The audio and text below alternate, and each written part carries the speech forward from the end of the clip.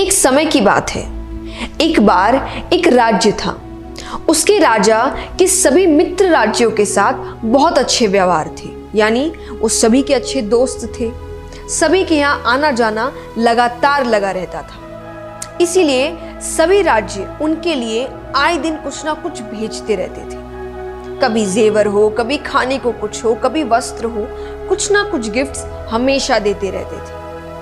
एक दिन उनके दरबार में एक विदेशी मेहमान आया और उसने जाते समय राजा की मेहमान नवाजी से खुश होकर राजा को एक पत्थर उपहार दिया, यानी गिफ्ट किया। राजा को वो पत्थर बहुत ही अच्छा लगा। उसने उस पत्थर की भगवान की मूर्ति बनाने का हुक्म दिया अपने मंत्री को।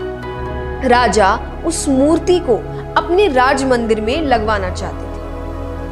राजा की अनुमति पाकर, परमिशन लेकर मंत्री एक कारीगर के पास जाता है। उसको पत्थर देकर कहता है कि इसकी एक अच्छी सी मूर्ति बनवा दो। ये काम 10 दिन के अंदर हो जाना चाहिए। इसके बदले तुमको जो चाहिए वो मिलेगा और साथ ही साथ 100 सोने की मोहरें दी जाएगी। ये सुनकर कारीगर बहुत खुश हो जाता है। उसने अपनी सभी वस्तुओं को लेकर काम शुरू कर दिया। अब वो उस पत्थर को तोड़ने लगा, जिससे वो उसकी अच्छी सी मूर्ति बना सके। कई बार चोट मारने पर भी वो पत्थर नहीं टूटा। उसने उस पत्थर पर लगभग 50 चोट मारे। करता रहा पर वो पत्थर टूट नहीं रहा। अंत में एक चोट मारकर वो कहता है, अब ये काम मुझसे नहीं होगा। अरे जब इतनी चोट खाने पर भी पत्थर नहीं टूटा तो अब क्या खाक टूटेगा। वो उस पत्थर को वापस मंत्री को दे देता है और कहता है इसकी मूर्ति नहीं बन सकती। लेकिन मंत्री को तो किसी भी हाल में मूर्ति बनवानी थी, राजा का हुक्म जो था। मंत्री उस पत्थर को लेकर दूसरे एक साधारण कारीगर के पास जाता है। जैसे ही उस कारीगर ने एक चोट मारी और वो पत्थर टूट गया तो वो उसकी मूर्ति बनाने लगा। मूर्ति बनाकर उसने मंत्री को दे दी। मंत्री ने उसे मोहरें दे दी। अब वो मंत्री जाते जाते एक ही बात सोच रहा था कि अगर उस पहले वाले कारीगर ने एक अंतिम प्रयास भी किया होता तो ये सोने की मोहरें उसकी होती।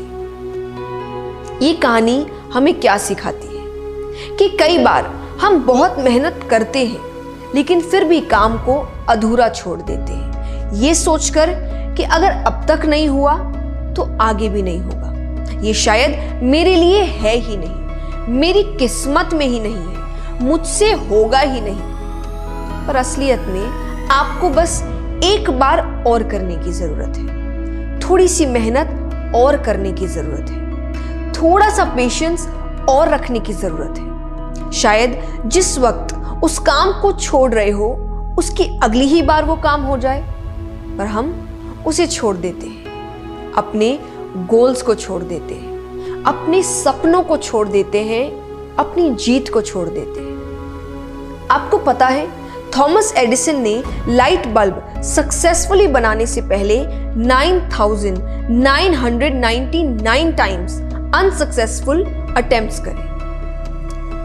बहुत ही बड़ा नंबर है ये।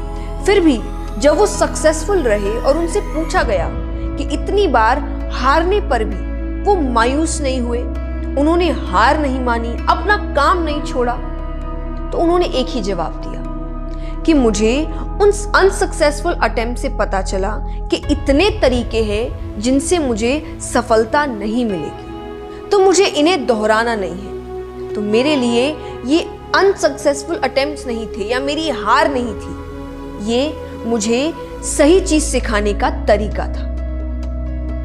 तो ये कहानी भी आपको यही सिखा रही है कि जस्ट बिकॉज कुछ समय तक आपका काम नहीं हुआ तो इसका मतलब ये नहीं कि आप रुक जाए या हार मान ले, क्योंकि मेहनत अपना असर जरूर दिखाती है। किसी को जल्दी, किसी को देर से, पर असर दिखाती है। तो हारो मत, बस मेहनत करते रहो, नए नए तरीके ढूंढते रहो जिससे आपका काम हो जाए, जिससे आपको आपके गोल्स मिल जाए, जिससे आप सक्सेसफुल हो जाए।